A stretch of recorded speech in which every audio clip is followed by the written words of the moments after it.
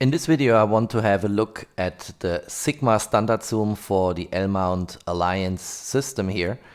It's the 24 to 70 mm f2.8 lens, so it has a constant aperture of f2.8 no matter how I zoom, and that distinguishes the Sigma lens from the standard Leica lens, which is the 24 to 90 mm, is a lens I did intense reviews on my channel. And this time I think I should have a look at the much cheaper Sigma and should provide my thoughts and also share my recommendations. Let's kick off the video.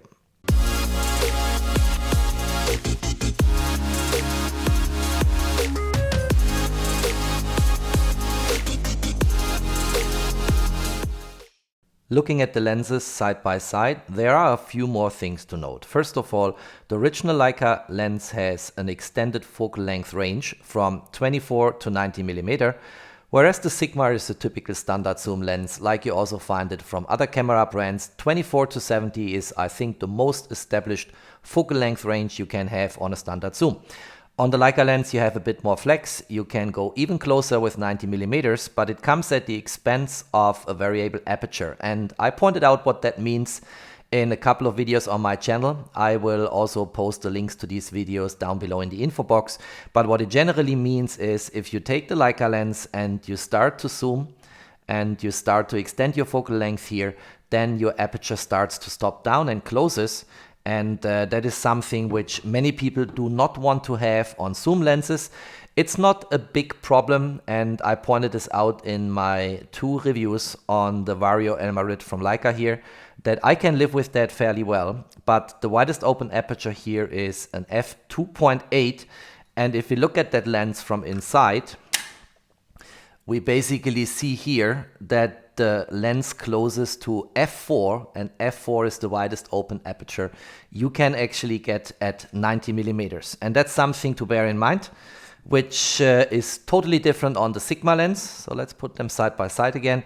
On the Sigma lens you can shoot at all focal length between 24 and 70 mm with a widest open aperture of f2.8. The weight of these two lenses is also different. The Leica Vario-Elmarit is a bit more heavy. It's 1140 grams on this lens, and the Sigma lens has 835 grams, which is a bit less heavy, but nevertheless some weight to carry on the body of the Leica SL2 or the Leica SL. And on the price tag there also is a big difference. So the Sigma lens is currently offered for around $1,000 or $1,100. Just look this up at B&H, whereas the Leica Vario-Elmarit 24 to 90 mm costs around $5,000 depending on where you look. In B&H is still advertised for $5,500, but you can also get this below $5,000 because Leica seems to have lowered a little bit the price tag for that lens. Now let's move the Leica SL2 and the Sigma out of sight for a moment, and if you look at that lens here, it's completely minimalistic, which is fully in line with the spirit Leica typically offers. There are absolutely no buttons here. The only element you have is basically here the focus ring, and then you have the zoom ring, and the mechanics of that lens, the build quality is absolutely fantastic. Everything here is solid and works in the way it should work. It's a great lens. As I said, look into the reviews I posted on my channel and get your own impressions. The build quality of the Sigma lens is fantastic too. And this is a Sigma lens from the so-called Art series. You see this here with the hologram. And that's kind of the highest quality lens lineup Sigma is building. So this is very nice. And if I look at the elements here on the lens, you have a lock button. I can unlock this, and when I unlock it, I can start to operate the zoom ring here. And the feeling, the look and feel of that lens is kind of the same as on the Vario-Elmarit from Leica. It's very solid. The build quality is fantastic. Both lenses are weather sealed, so they can be shot on the weather sealed body of the Leica SL2 under all weather conditions outside. And also the focus ring here is fantastic. It has just the right resistance and is buttery smooth. The only thing I noticed on the lock switch here, so if I zoom out, I lock it, it will prevent the lens from accidentally zooming, but it's not very strong. If you look at the lock switch locked, and you turn the zoom ring here, it unlocks immediately, which I think is intended as a feature. Look at that. Do you hear the click? But it's something I've not seen many times on other brands. I don't think it is a flaw. I think you can see it as a feature, because if you want to shoot and you have accidentally locked your lens, it will not hold you back to zoom. You can immediately zoom even if it is locked. But you know, some people want to have full control about these elements, and they probably think if the zoom is locked, it should stay locked until I decide myself on that switch whether I want to unlock it. There are a few more elements on this lens here if we look at this from the side here. So here's an autofocus lock switch. I think this is very convenient because it sits exactly where it should sit. So here you shoot in this way, you can have your thumb on that switch, and then you can lock your focus and recompose your image. And it also has a switch between autofocus and manual focus, which is minimalistic here, but is something you steer completely electronically on the Leica Vario-Elmarit. There is no switch on the lens. And many lenses in many brands have these switches, so that's something where people will be familiar with and will very likely appreciate. The title of my video is Shooting the Sigma on the Leica SL2 body and not comparing the Sigma with the Leica Vario-Elmarit. And I will stick to that program. And the reason is the following. First of all, Leica is known for optimizing lenses with respect to the matching sensor. And that is always an advantage. You see this many times if you look into the Leica M system. If you shoot a Leica M lens on a Leica M body, that will always create the best photographic experience, because Leica M lenses are optimized, calculated optically for Leica M sensors. And this will also apply to the Vario-Elmarit 24 to 90 millimeter.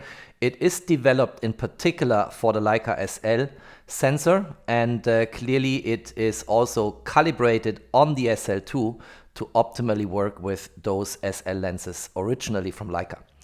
That is not what you can expect from another brand like Sigma, but nevertheless, this is a very good lens, and I will share my experiences in a moment, as said. The second reason is the only, I think, argument why people would go for the Sigma lens is price, and clearly also the constant aperture of f2.8. And here you cannot shoot at 70 millimeters with the widest open aperture of f2.8. The aperture will stop down. On the Sigma lens you can do this, and if you need that extra, let's say, amount of light, then the Sigma lens clearly is superior because it offers that constant aperture feature. But my guess is that people who already have the Vario-Elmarit 24 to 90 millimeter very likely might not go for the Sigma lens, because in many situations the excellent light properties of the sensor in the SL and SL2 are good enough to afford shooting with a more stop-down aperture on the Vario-Elmarit. I think that lens is more for people who say, I already spent a lot of money on the Leica SL or SL2 body. Now I don't want to spend immediately another 4,000 or 5,000 bucks on the Vario-Elmarit. So let's go for the much cheaper Sigma. Let's spend 1,000 bucks.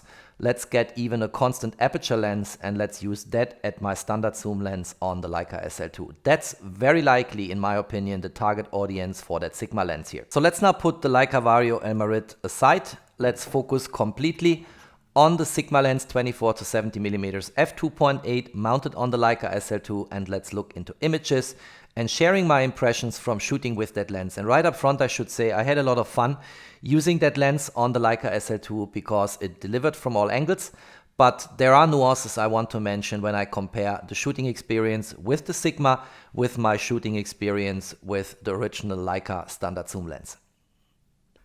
Looking up the lens at the Sigma Global website, you find all the specifications of the lens, and there are lots of informations which are already provided, but one information is always in particular of interest to me, and that's the reproduction ratio, or as it is called here, the maximum magnification ratio. And that's of course different for wide angle focal length and telefocal length, and you see here that this is quite a large reproduction ratio, so this lens is also capable of close-up shots and in general macro photography. Looking at a few sample images here, I think the bokeh is very nice and smooth, so the background blurriness just is fine for me. And where the focus is sitting, given the depth of field is shallow here, it's also pretty sharp.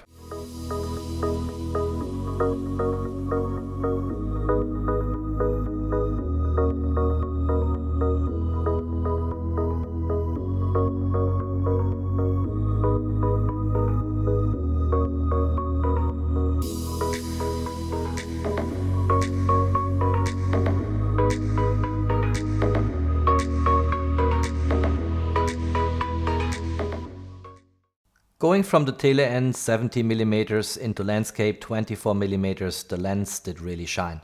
I was super impressed by the images produced in combination with the Leica SL2, super sharp, super crisp, nice colors, clearly, which is a combination of sensor and lens, and all in a very satisfactory result. And then I had the pleasure to accompany one of the models I'm working with for her clay shooting training. So shotgun training in a place in Switzerland, close to the mountains, very nice place, and I had lots of opportunities to test the lens on the Leica SL2.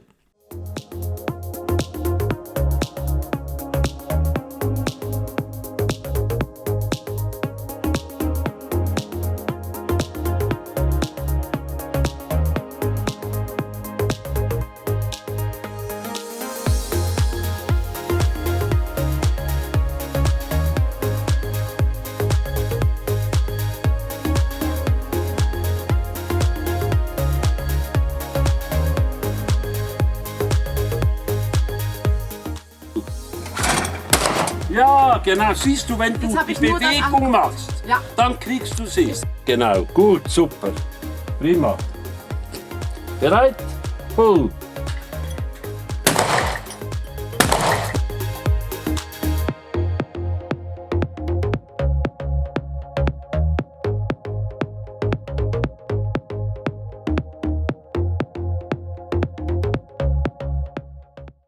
Coming to conclusions, the performance of this Sigma lens is very strong.